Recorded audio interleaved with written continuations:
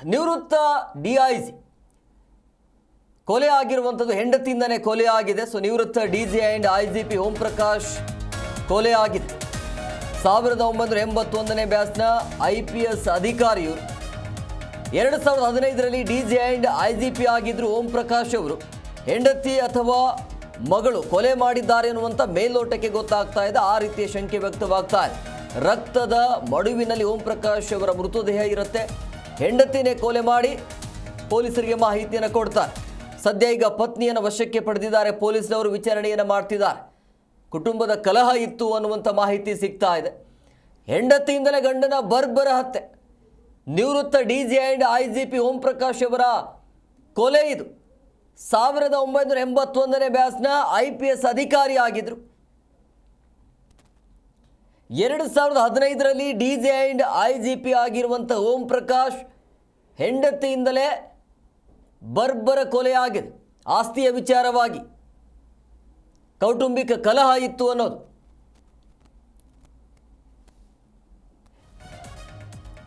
ಮಾಜಿ ಪೊಲೀಸ್ ಮಹಾನಿರ್ದೇಶಕರ ಕೊಲೆ ಆಗಿದೆ. ಸ್ಥಳಕ್ಕೆ ನಗರ ಪೊಲೀಸ್ ಆಯುಕ್ತ ದಯಾನಂದ್ ಅವರು ಭೇಟಿಯನ್ನು ಕೊಟ್ಟಿದ್ದಾರೆ. ಘಟನೆಯ ಬಗ್ಗೆ ಮಾಹಿತಿಯನ್ನು ಪಡಿತಾ ಇದ್ದಾರೆ. ರಾಜ್ಯ ಪೊಲೀಸ್ ಮಹಾನಿರ್ದೇಶಕರು ಈಗ ದೌಡಾಯಿಸಿದ್ದಾರೆ. ಸೊ ಘಟನಾ ಸ್ಥಳಕ್ಕೆ ಅಲೋಕ್ ಮೋಹನ್ ಅವರು ಕೂಡ ಹೋಗಿದ್ದಾರೆ. ಸೊ ಘಟನೆಯ ಬಗ್ಗೆ ಮಾಹಿತಿಯನ್ನು ಪಡೆದುಕೊಂಡಿದ್ದಾರೆ ಗೃಹ ಸಚಿವರು. ಇನ್ನು ಪರಮೇಶ್ವರ್ ಅವರಿಗೆ ಹಿರಿಯ ಅಧಿಕಾರಿಗಳು ಕೂಡ ಮಾಹಿತಿಯನ್ನು ಕೊಟ್ಟಿದ್ದಾರೆ ಅನ್ನುವಂಥ ಮಾಹಿತಿ ಸಿಗ್ತಾ ಇದೆ. ಚಾಕುವಿನಿಂದ ಇರಿದು ಕೊಲೆ ಮಾಡಿದ್ದಾರೆ ಅನ್ನೋದು ಮೇಲ್ನೋಟಕ್ಕೆ ಗೊತ್ತಾಗ್ತಾ ಇದೆ. ಪತ್ನಿಯಿಂದಲೇ ಗಂಡನ ಕೊಲೆ ಇದು. ಸೊ ಮನೆಯಲ್ಲೇ ಚಾಕು ಇರುತ್ತೆ. ಅದನ್ನು ಈಗ ಪೊಲೀಸ್ನವರು ಕೂಡ ವಶಕ್ಕೆ ಪಡೆದುಕೊಂಡಿದ್ದಾರೆ. ಸೊ ಹೆಂಡತಿಯಿಂದಲೇ ಗಂಡನ ಕೊಲೆ ಇದು. ಅಂದರೆ ಈ ಹಿಂದೆ ಸಾಕಷ್ಟು ಬಾರಿ ಗಲಾಟೆ ಆಗಿರುತ್ತೆ.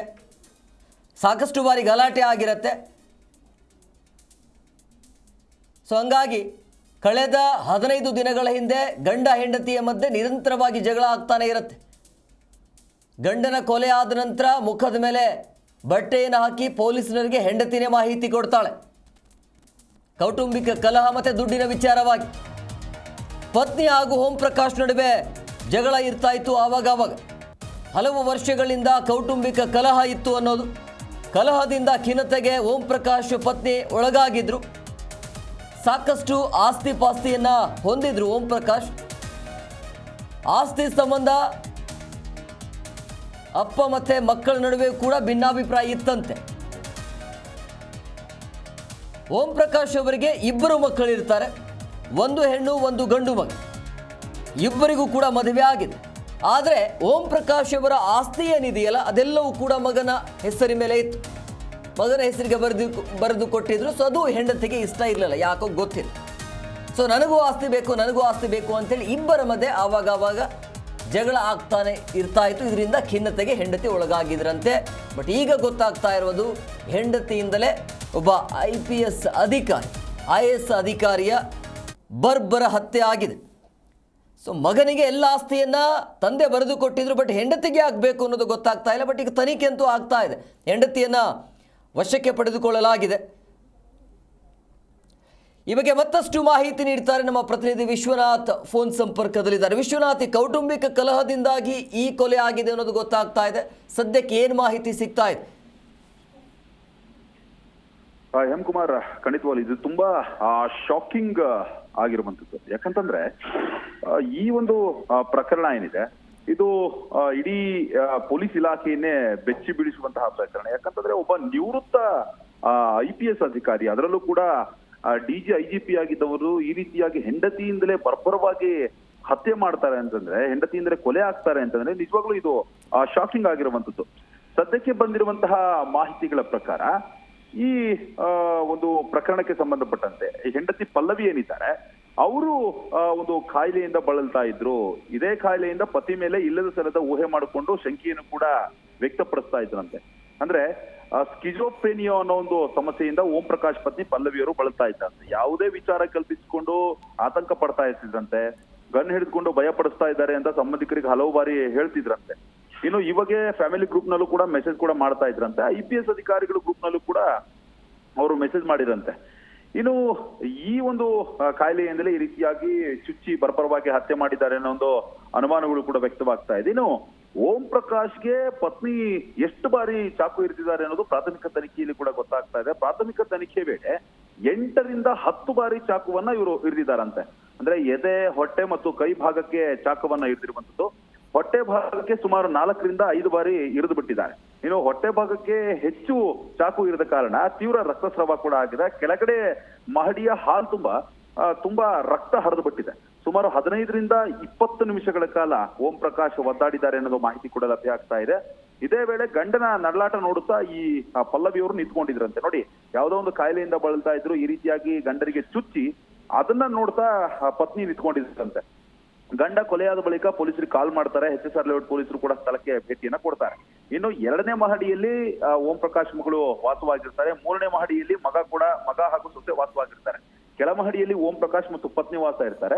ಸೊಸೆ ಹಾಗೂ ಮಗ ಊಟಕ್ಕೆ ಹೋದಂತಹ ಸಮಯದಲ್ಲಿ ಹತ್ಯೆ ಆಗಿರುವಂತಹ ಶಂಕೆ ಕೂಡ ವ್ಯಕ್ತವಾಗ್ತಾ ಇದೆ. ಇನ್ನು ಹತ್ಯೆ ನಡೆದಂತಹ ಮನೆಯಲ್ಲಿ 5 ವಾಸವಿದ್ದಂತಹ ಮಾಹಿತಿ ಕೂಡ ಲಭ್ಯ ಆಗ್ತಾ ಇದೆ. ಸದ್ಯಕ್ಕಂತೂ ನಿಜವಾಗ್ಲೂ ಇದು ತುಂಬಾ ಶಾಕಿಂಗು. ಇನ್ನು ಅಧಿಕಾರಿಯ ಒಂದು ಸಾವಿನಿಂದ ಪೊಲೀಸ್ ಇಲಾಖೆ ಕೂಡ ಬೆಚ್ಚಿ ಬಿದ್ದಿದೆ. ಈ ಆಂಗಲ್ ಅಲ್ಲೂ ಕೂಡ ಈಗಾಗಲೇ ಪೊಲೀಸರು ಪ್ರಕರಣವನ್ನ ದಾಖಲು ಮಾಡಿಕೊಂಡಿದ್ದಾರೆ. ಪ್ರಕರಣವನ್ನ ದಾಖಲು ಮಾಡಿಕೊಂಡು ತನಿಖೆ ಕೂಡ ಕೈಗೊಳ್ತಾ ಇದ್ದಾರೆ. FIR ಕೂಡ ದಾಖಲಾಗಿದೆ. ಇನ್ನು ಓಂ ಪ್ರಕಾಶ್ ಪತ್ನಿ ಪಲ್ಲವಿ ಅವರನ್ನು ಕೂಡ ವಶಪಡಿಸಿಕೊಂಡಿದ್ದಾರೆ. ನೋಡಿ, ಆ ಮಾನಸಿಕವಾಗಿ ಏನಾದ್ರೂ ಒಂದು ಸಮಸ್ಯೆ ಇತ್ತು ಅಂತಂದ್ರೆ ಟ್ರೀಟ್ಮೆಂಟ್ ಕೊಡಿಸ್ಬೋದಾಗಿತ್ತು. ಆದ್ರೆ ಗಂಡನನ್ನೇ ಹತ್ಯೆ ಮಾಡೋದಕ್ಕೆ ಹೋಗ್ತಾರೆ ಅಂತಂದ್ರೆ ನಿಜವಾಗ್ಲೂ ಕೂಡ ಇದು ಶಾಕಿಂಗು. ಸದ್ಯಕ್ಕಂತೂ ಈ ಒಂದು ಪ್ರಕರಣದ ಹಿನ್ನೆಲೆಯಲ್ಲಿ 1 to 1 ವಿಚಾರಣೆ ನಡೀಬೇಕಾಗತ್ತೆ. FIR ದಾಖಲು ಮಾಡಿಕೊಂಡು ಹಿರಿಯ ಅಧಿಕಾರಿಗಳು ಕೂಡ ಪಲ್ಲವಿ ಅವ್ರನ್ನ ವಿಚಾರಣೆ ನಡೆಸಬೇಕಾಗುತ್ತೆ. ಯಾಕಂತಂದ್ರೆ ನಿವೃತ್ತ IPS ಅಧಿಕಾರಿಗಳ ಹತ್ಯೆ ಆಗುತ್ತೆ ಅಂತಂದ್ರೆ ನಿಜವಾಗ್ಲೂ ಕೂಡ ಎಲ್ಲರೂ ಆಶ್ಚರ್ಯಚಕಿತರಾಗಿರುವಂತದ್ದು ಮತ್ತು ಗಾಬರಿ ಕೂಡ ಆಗಿರುವಂತದ್ದು. ಕೌಟುಂಬಿಕ ಕಲಹ ಏನೇ ಇರ್ಬೋದು, ಎಷ್ಟೋ ಬಾರಿ ದೊಡ್ಡ ಸಮಸ್ಯೆಗಳು ಕೌಟುಂಬಿಕ ಕಲಹವನ್ನ ಹೇಳ್ಕೊಂಡು ನಮಗೆ ಸಮಸ್ಯೆನ ಬಗೆಹರಿಸಿ ಅಂತ ಪೊಲೀಸರ ಬಳಿ ಹೋಗುವಂತಹ ಲಕ್ಷಾಂತರ ಜನ ಇರ್ತಾರೆ. ಆದ್ರೆ ಪೊಲೀಸ್ ಅಧಿಕಾರಿಯೇ ಕೌಟುಂಬಿಕ ಕಲಹಕ್ಕೆ ಬಲಿಯಾಗ್ತಾರೆ ಅಂತ ನಿಜವಾಗ್ಲೂ ಕೂಡ ಇದು ಶಾಕಿಂಗ್. ಸದ್ಯಕ್ಕಂತೂ ಸ್ಟ್ಯಾಬ್ ಮಾಡಿರುವಂತಹ ಚಾಕು ಆಗಿರಬಹುದು, ಸ್ಥಳದಲ್ಲಿ ಏನೆಲ್ಲ ಪರಿಶೀಲನೆಯನ್ನು ಮಾಡಬೇಕು ಅವೆಲ್ಲವನ್ನು ಕೂಡ ಪೊಲೀಸ್ ಅಧಿಕಾರಿಗಳು ಮಾಡಿದ್ದಾರೆ. ಮುಂದಿನ ಕ್ರಮಕ್ಕೂ ಕೂಡ ಮುಂದಾಗಿರುವಂತದ್ದು. Hemakumar. Yes, okay, thank you Vishwanath ನಿಮ್ಮೆಲ್ಲ ಡೀಟೇಲ್ಸ್ಗಾಗಿ. ನೋಡಿ, ಈ ರೀತಿಯ ಒಬ್ಬ ನಿವೃತ್ತ ಪೊಲೀಸ್ ಅಧಿಕಾರಿಗೆ ಹೆಂಡತಿಯಿಂದಲೇ ಈ ರೀತಿಯ ಒಂದು ಘಟನೆ ಆಗತ್ತೆ ಅಂತ ಹೇಳಿದ್ರೆ, ನೋಡಿ, ಮಾಜಿ ಪೊಲೀಸ್ ಮಹಾನಿರ್ದೇಶಕರ ಕೊಲೆ ಆಗತ್ತೆ ಅಂತ ಹೇಳಿದ್ರೆ ಇಂಥ ಘಟನೆಯನ್ನು ಅವರು ಸಾಕಷ್ಟು ಬಾರಿ ನೋಡಿರ್ತಾರೆ. ಬಟ್ ಅವರೇ ಹಿಂಗಾಗೋದ್ರಲ್ಲ ಅನ್ನುವಂಥ ಶಾಕಿಂಗ್ ನ್ಯೂಸ್ ನಮ್ಮ ಪ್ರತಿನಿಧಿ ಹೇಳ್ತಾ ಇದ್ರು. ನಿಜವಾಗ್ಲೂ ಕೂಡ ಈ ರೀತಿಯ ಘಟನೆ ಆಗತ್ತಾ ಅಂತೇಳಿ. HSR ಲೇಔಟಲ್ಲಿ ಮನೆ ಇದೆ. ಆ ಮನೆಯಲ್ಲಿ ಹೆಂಡತಿ, ಮಗಳು ಮತ್ತು ಸೊಸೆ, ಮಗ ಕೂಡ ಇರ್ತಾರೆ.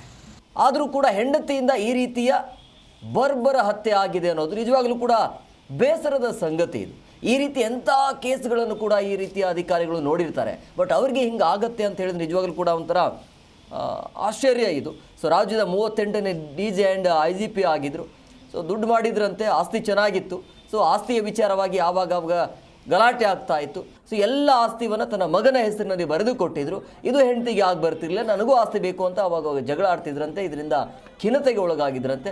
ಹೆಂಡತಿಯನ್ನೇ, ಅಂದರೆ ಈಗ ಹೆಂಡತಿಯನ್ನೇ ಕೊಲೆ ಮಾಡಿ ಪೊಲೀಸ್ನವರಿಗೆ ಮಾಹಿತಿಯನ್ನು ಕೊಟ್ಟಿರುವಂಥ ಹೆಂಡತಿ. ಸೊ ತನಿಖೆ ಅಂತೂ ಆಗ್ತಾ ಇದೆ. ಈಗ ಮೇಲ್ನೋಟಕ್ಕೆ ಗೊತ್ತಾಗ್ತಾ ಇರೋದು ಆಸ್ತಿಯ ವಿಚಾರವಾಗಿ ಕೌಟುಂಬಿಕ ಕಲಹ ಇತ್ತು, ಜೊತೆಗೆ ಖಿನ್ನತೆಗೆ ಒಳಗಾಗಿದ್ರು ಅಂತೇಳಿ. ಅದೇ ಆ ಎಲ್ಲ ಆಯಾಮದ ಮುಖಾಂತರ ಅಂತೂ ತನಿಖೆ ಆಗುತ್ತೆ. ಅದು ಬಿಟ್ಟು ಬೇರೆ ಏನಾದರೂ ಇದೆಯಾ ಅನ್ನೋದ್ರ ಬಗ್ಗೆ ಈಗ ತನಿಖೆ ಆಗಬೇಕು. ನಿಜವಾಗ್ಲೂ ಕೂಡ ಬೇಸರ ಆಗುತ್ತೆ. ಈ ರೀತಿ ಒಬ್ಬ IAS ಅಧಿಕಾರಿ ಇರೋರು, ಒಬ್ಬ ನಿವೃತ್ತ ಪೊಲೀಸ್ ಅಧಿಕಾರಿ, DG IGP ಆಗಿದ್ದವರು, ಸೊ ನಿವೃತ್ತ ಜೀವನವನ್ನು ಕಳೀತಾ ಇದ್ರು.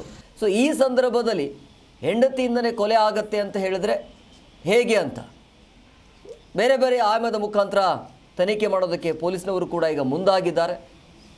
HSR ಲೇಔಟ್ನಲ್ಲಿ ಮನೆ ಇತ್ತು, ಮಗ ಇದ್ದರು, ಸೊಸೆ ಇದ್ದರು. ಬಟ್ ಕೊಲೆ ಆಗುವಂಥ ಸಮಯದಲ್ಲಿ ಯಾರೂ ಇರಲಿಲ್ಲ ಅನ್ನುವಂಥ ಮಾಹಿತಿ ಸಿಗ್ತಾ ಇದೆ. ಬಟ್ ಕೆಳಗಿನ ಮಹಡಿಯಲ್ಲಿ ಅವರಿದ್ದರು. ಸೊ ಮೇಲೆ ಫ್ಯಾಮಿಲಿ ಇತ್ತು.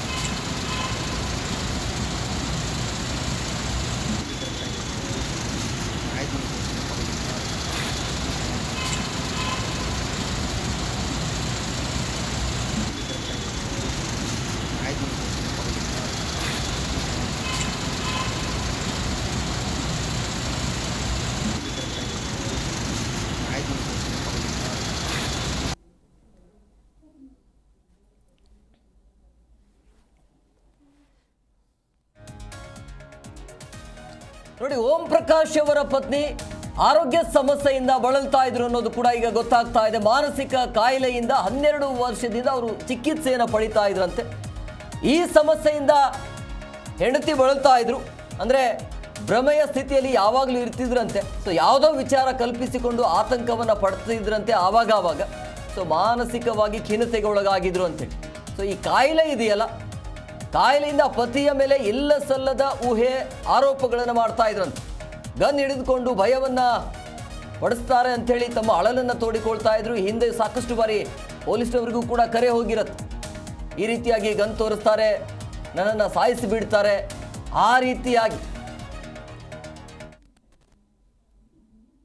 ಮಾನಸಿಕವಾಗಿ ಸರಿ ಇಲ್ಲ ಅನ್ನೋದು ಗೊತ್ತಾಗ್ತಾ ಇದೆ. ಬಟ್ ಮಾನಸಿಕವಾಗಿ ಸರಿ ಇಲ್ಲ ಅಂತ ಹೇಳಿದ್ರು ಕೂಡ ಚಿಕಿತ್ಸೆಯನ್ನು ಪಡಿತಾ ಇದ್ರಂತೆ. ಬಟ್ ಈ ರೀತಿಯಾಗಿ ಕೊಲೆ ಮಾಡುವಂಥದ್ದು ಏನಿತ್ತು ಅನ್ನೋದು ಗೊತ್ತಿಲ್ಲ. ಒಟ್ಟಿನಲ್ಲಿ ತನಿಖೆ ಆಗಬೇಕಾಗತ್ತೆ. ಆರಂಭದಲ್ಲಿ ಖಿನ್ನತೆಯಿಂದ ಬಳಲ್ತಾ ಇದ್ರು ಅಂತ ಹೇಳಲಾಗ್ತಾ ಇದೆ. ಖಿನ್ನತೆನಾ ಅಥವಾ ಬೇರೆ ಏನಾದರೂ ಇದೆಯಾ, ಅದೆಲ್ಲವೂ ಕೂಡ ತನಿಖೆ ಆಗಬೇಕಾಗತ್ತೆ. ಈಗ ಏನೇ ಹೇಳಿದರೂ ಕೂಡ ಅದು ತಪ್ಪಾಗತ್ತೆ. ಬಟ್ ಈಗ ಸ್ಪಷ್ಟವಾಗಿ ಗೊತ್ತಾಗ್ತಾ ಇರೋದು, ಹೆಂಡತಿಯಿಂದಲೇ ಗಂಡನ ಬರ್ಬರ ಹತ್ಯೆ ಇದು. 1981ನೇ ಬ್ಯಾಚ್ನ IPS ಅಧಿಕಾರಿ ಆಗಿರುವಂಥ ಓಂ ಪ್ರಕಾಶ್ ಅವರ ಬರ್ಬರ ಹತ್ಯೆ ಆಗತ್ತೆ ಹೆಂಡತಿಯಿಂದಲೇ. ನಿಜವಾಗಲೂ ಕೂಡ ಈ ರೀತಿಯ ಘಟನೆ ಎಲ್ಲೂ ಕೇಳಿರ್ಲಿಕ್ಕಿಲ್ಲ, ನೋಡಿಲ್ಲ ಅಂತ ಅನ್ಸತ್ತೆ. ಹೆಂಡತಿಯಿಂದಲೇ ಒಬ್ಬ IPS ಅಧಿಕಾರಿಯ ಬರ್ಬರ ಹತ್ಯೆ ಆಗತ್ತೆ ಅಂದರೆ ಹೇಗೆ ಅಂತ ನೋಡಿ. ಓಂ ಪ್ರಕಾಶ್ಗೆ ಪತ್ನಿ ಚಾಕು ಇರಿದಿದ್ದು ಎಷ್ಟು ಬಾರಿ ಅನ್ನುವಂಥ ಪ್ರಶ್ನೆ ಈಗ ಪ್ರಾಥಮಿಕ ತನಿಖೆಯಲ್ಲಿ ಮಹತ್ವದ ಮಾಹಿತಿ ಈಗ ರಿವೀಲ್ ಆಗ್ತಾ ಇದೆ. ಅಂದರೆ ಎಷ್ಟು ಬಾರಿ ಚಾಕುವಿನಿಂದ ಇರಿದಿದ್ದಾರೆ ಅನ್ನೋದು ಪ್ರಾಥಮಿಕ ತನಿಖೆಯಿಂದ 8 ರಿಂದ 10 ಬಾರಿ ಚಾಕು ಇರಿತ ಆಗಿದೆ ಅಂತೇಳಿ. ಅಂದರೆ ಸಾಯೋ ತನಕ ಬಿಟ್ಟಿಲ್ಲ ಅಂತ. ಎದೆ ಹೊಟ್ಟೆ ಜೊತೆಗೆ ಕೈ ಭಾಗಕ್ಕೂ ಕೂಡ ಚಾಕು ಇರಿತ ಆಗಿದೆ. ಹೊಟ್ಟೆ ಭಾಗಕ್ಕೆ ಸುಮಾರು 4 ರಿಂದ 5 ಬಾರಿ ಚಾಕು ಇರಿತ ಆಗಿದೆ ಅನ್ನೋದು. ಹೊಟ್ಟೆ ಭಾಗಕ್ಕೆ ಚಾಕು ಇರಿತ ಆಗಿರುವ ಕಾರಣದಿಂದಾಗಿ ತೀವ್ರ ರಕ್ತಸ್ರಾವ ಆಗುತ್ತೆ. ರಕ್ತದ ಮಡುವಿನಲ್ಲಿ ಒದ್ದಾಡ್ತಾರೆ. ಯಾರು ಸಹಾಯಕ್ಕೆ ಬರೋದಿಲ್ಲ, ಯಾರು ಇಲ್ಲ ಆ ಟೈಮಲ್ಲಿ. ಇಬ್ಬರೇ ಇರ್ತಾರೆ, ಗಂಡ ಹೆಂಡತಿ. ಓಂ ಪ್ರಕಾಶ್ಗೆ ಪತ್ನಿ ಚಾಕುವಿನಿಂದ ಇರಿದಿದ್ದು 8 ರಿಂದ 10 ಬಾರಿ ಅಂಥೇಳಿ. ಮಾನಸಿಕವಾಗಿ ಖಿನ್ನತೆಗೆ ಒಳಗಾಗಿದ್ರ ಅಥವಾ ಅದನ್ನೇ ಅಡ್ವಾಂಟೇಜ್ ಆಗಿ ತೆಗೆದುಕೊಂಡು ಸಾಯಿಸಿದ್ರ ಗೊತ್ತಿಲ್ಲ. ಈಗ ಏನು ಹೇಳಲಿಕ್ಕೆ ಬರೋದಿಲ್ಲ. ತನಿಖೆ ಅಂತೂ ಆಗ್ತಾ ಇದೆ. ಪೊಲೀಸ್ನವರಂತೂ ವಶಕ್ಕೆ ಪಡೆದುಕೊಂಡಿದ್ದಾರೆ ಹೆಂಡತಿಯನ್ನು, ಓಂ ಪ್ರಕಾಶ್ ಅವರ ಪತ್ನಿಯನ್ನು. ಈ ರೀತಿಯ ಪ್ರಕರಣಗಳನ್ನು ಸಾಕಷ್ಟು ಬಾರಿ ನೋಡಿರ್ತಾರೆ ಒಬ್ಬ IPS ಅಧಿಕಾರಿ. ಈ ರೀತಿಯ ಘಟನೆ ಆದಾಗ ಮರ್ಡರ್, ಕೊಲೆ ಇದೆಲ್ಲವೂ ಕೂಡ ಅವರಿಗೆ ಕಾಮನ್ ಆಗಿರುತ್ತೆ. ಇಂಥ ಪ್ರಕರಣಗಳಿಗೆ ನ್ಯಾಯ ಕೊಡುವಂಥ ಕೆಲಸವನ್ನು ಪೊಲೀಸ್ ಇಲಾಖೆ, ನಿವೃತ್ತ ಪೊಲೀಸ್ ಓಂ ಪ್ರಕಾಶ್ ಅವರು ಮಾಡಿರ್ತಾರೆ. ಬಟ್ ಇದೇ ಘಟನೆಯಿಂದ ಕಗ್ಗೊಲೆ ಆಗಿ ಹೋಗ್ತಾರಲ್ಲ ಹೆಂಡತಿಯಿಂದ, ಅದೇ ಬೇಸರ. ಈಗ ರಾಜ್ಯದ 38ನೇ DGP ಹಾಗೂ IG ಆಗಿದ್ದ ಓಂ ಪ್ರಕಾಶ್ ಅವರ ಹತ್ಯೆ ಆಗಿದೆ. ಇಲ್ಲಿ ನಿವೃತ್ತ IPS ಅಧಿಕಾರಿಯನ್ನು ಪತ್ನಿಯೇ ಕೊಲೆ ಮಾಡಿರೋದು. 10 ದಿನಗಳ ಹಿಂದೆ ಹೆಂಡತಿ ಪಲ್ಲವಿಯ ಜೊತೆ ನಿವೃತ್ತ IPS ಅಧಿಕಾರಿಗೆ ಜಗಳ ಆಗುತ್ತೆ. ಕೌಟುಂಬಿಕ ಕಲಹ ಇರುವಂಥ ಹಿನ್ನೆಲೆಯಲ್ಲಿ ಸದ್ಯಕ್ಕೆ ಮೇಲ್ನೋಟಕ್ಕೆ ಗೊತ್ತಾಗ್ತಾ ಇರೋದು ಈ ಒಂದು ಹತ್ಯೆ ಆಗಿದೆ ಅಂಥೇಳಿ. ಚಾಕುವಿನಿಂದ ಇರಿದು ಕೊಲೆ ಮಾಡಿದ್ದಾರೆ. ಕೊಲೆ ಮಾಡಿ ಅದಾದ ನಂತರ ಪೊಲೀಸರಿಗೆ ಹೆಂಡತಿನೇ ಮಾಹಿತಿ ಕೊಡ್ತಾರೆ, ಗಂಡ ಸತ್ತು ಹೋಗಿದ್ದಾನೆ ಅಂಥೇಳಿ, ಬಂದು ನೋಡಿ ಅಂತ. ವಾರದ ಹಿಂದೆ IPS ಅಧಿಕಾರಿಗಳಿಗೆ ಪಲ್ಲವಿ ಅವರು ಮೆಸೇಜ್ ಮಾಡಿದ್ರಂತೆ. ನನಗೆ ಮತ್ತು ಮಗಳಿಗೆ ಸಾಕಷ್ಟು ಹಿಂಸೆ ನೀಡುತ್ತಿದ್ದಾರೆ ಅಂತ ಪತಿ ವಿರುದ್ಧ ದೂರನ್ನು ಕೊಟ್ಟಿದ್ರು. ಮಾನಸಿಕ ದೈಹಿಕವಾಗಿ ಹಿಂಸೆಯನ್ನು ನೀಡುತ್ತಿದ್ದಾರೆ ಓಂ ಪ್ರಕಾಶ್ ವಿರುದ್ಧ ಸುಮೋಟೋ ಕೇಸ್ ದಾಖಲಿಸುವಂತೆ ಮನವಿಯನ್ನು ಮಾಡಿಕೊಂಡಿದ್ರು. ಒಂದು ವಾರದ ಹಿಂದೆನೋ 10 ದಿನದ ಹಿಂದೆ. ಗನ್ ಹಿಡಿದುಕೊಂಡು ಮನೆಯಲ್ಲಿ ಓಡಾಡ್ತಿರ್ತಾರೆ, ಯಾವ ಕ್ಷಣದಲ್ಲಿ ಬೇಕಾದರೂ ಸಾಯಿಸಬಹುದು, ಹೀಗಾಗಿ ಸುಮೋಟೋ ದಾಖಲಿಸಿ ಅಂತ ಪಲ್ಲವಿಯವರು ಮನವಿಯನ್ನು ಮಾಡಿದ್ರಂತೆ. ಇದೆಲ್ಲ ಮನವಿಯನ್ನು ಮಾಡ್ತಿದ್ರೆ ಖಿನ್ನತೆಗೆ ಒಳಗಾಗಿದ್ರು ಅಂತ ಅನ್ಸತ್ತಾ? ಖಂಡಿತವಾಗಿ ಅನ್ಸಲ್ಲ. ಬಟ್ ಬೇರೆ ಏನೋ ಗೊತ್ತಿಲ್ಲ, ಗಂಡ ಸಾಯಿಸಿಬಿಡ್ತಾನೆ, ಕೈಯಲ್ಲಿ ಗನ್ನಿದೆ, ಅದು ಇದೆ ಅಂತ ಪೊಲೀಸ್ನವರಿಗೆ ಮಾಹಿತಿ ಕೊಡೋಕೆ ಬರುತ್ತೆ, ಭಯ ಇರೋದು. ಅದೇ ಚಾಕು ಇಂದ ಗಂಡನಿಗೆ ಚುಚ್ಚುತ್ತಾರೆ ಅಂತ ಹೇಳಿದ್ರೆ, ಇರಿತಾರೆ ಅಂತ ಹೇಳಿದ್ರೆ ಇದು ಮಾನಸಿಕ ಖಿನ್ನತೆ ಅಂತ ಒಪ್ಕೊಳ್ಬೇಕಾ? ಗೊತ್ತಿಲ್ಲ. ಬಟ್ ತನಿಖೆ ಅಂತೂ ಆಗತ್ತೆ. ಈಗಾಗಲೇ ಪೊಲೀಸ್ ಅಧಿಕಾರಿಗಳು ಕೂಡ ದೌಡಾಯಿಸಿದ್ದಾರೆ. ಆ ಹೆಂಡತಿಯನ್ನು, ಅಂದರೆ ಪಲ್ಲವಿಯನ್ನು, ಓಂ ಪ್ರಕಾಶ್ ಅವರ ಹೆಂಡತಿಯನ್ನು ವಶಕ್ಕೆ ಪಡೆದುಕೊಳ್ಳಲಾಗಿದೆ.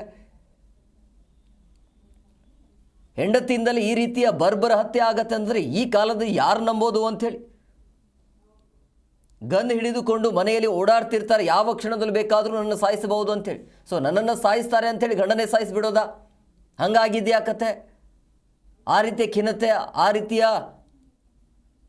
ಏನಾದರೂ ನಡೀತಾ ಐತೆ? ಆರಂಭದಲ್ಲಿ ಕೌಟುಂಬಿಕ ಕಲಹ ಇತ್ತು, ನನ್ನ ಆಸ್ತಿ ಬೇಕು, ನನಗೆ ಆಸ್ತಿ ಬೇಕು ಅನ್ನೋಂಥ ಆರೋಪವನ್ನು ಮಾಡ್ತಿದ್ರಂತೆ, ಹೇಳ್ತಾ ಇದ್ರಂತೆ. ಇದೇ ವಿಚಾರವಾಗಿ ಪದೇ ಪದೇ ಗಂಡ ಹೆಂಡತಿ ನಡುವೆ ಜಗಳ ಆಗ್ತಾನೆ ಇರ್ತಾ ಇತ್ತು. ಬಟ್ ಎಲ್ಲ ಆಸ್ತಿಯನ್ನು ಮಗನ ಹೆಸರಿನಲ್ಲಿ ಬರೆದು ಕೊಟ್ಟಿದ್ರು. ಮಗನ ಹೆಸರಲ್ಲಿ ಇರುವಂಥ ಆಸ್ತಿ ಓಕೆ ಫೈನ್, ಮತ್ತು ಹೆಂಡತಿಗೆ ಯಾಕೆ ಬೇಕಾಗಿತ್ತು ಗೊತ್ತಿಲ್ಲ. ಬಟ್ ಈಗ ಮೇಲ್ನೋಟಕ್ಕೆ ಗೊತ್ತಾಗ್ತಾ ಇರೋದು ಹೆಂಡತಿಯಿಂದ ಗಂಡನ ಬರ್ಬರ ಹತ್ಯೆ ಆಗಿದೆ, 8 ರಿಂದ 10 ಬಾರಿ ಚಾಕು ಇರಿತ ಆಗಿದೆ ಅಂತೇಳಿ. ಸತ್ತಾದ ನಂತರ ಪೊಲೀಸ್ನವರಿಗೆ ಹೆಂಡತಿ ಪಲ್ಲವಿ ಅವರು ಕಾಲ್ ಮಾಡ್ತಾರೆ, ಗಂಡ ಸತ್ತೋಗಿದ್ದಾನೆ ಬಂದು ನೋಡಿ ಅಂತೇಳಿ.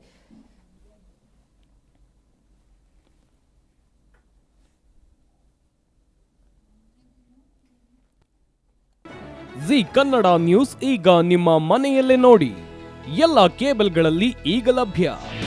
ನಿಮ್ಮ ನೆಚ್ಚಿನ ಜಿ ಕನ್ನಡ ನ್ಯೂಸ್ ಈಗ ಸನ್ ಡೈರೆಕ್ಟ್ ನಲ್ಲಿ number 292, Tata play number 1664, Jio TV number 1334, NXT digital number 30, in cable number 30, city networks 51, U digital number 162, GTPL number 17, Rockline telecommunications number 42, Shri Basaveshwara cable number 168, rural cable network 60, Vinayaka digital 57, Abhishek cable 821, city channel 53, Siddeshwara cable network 57, V4 digital Infotech 628, Surya digital networks 53, Gajanan digital number 836, Malnad Infotech private limited number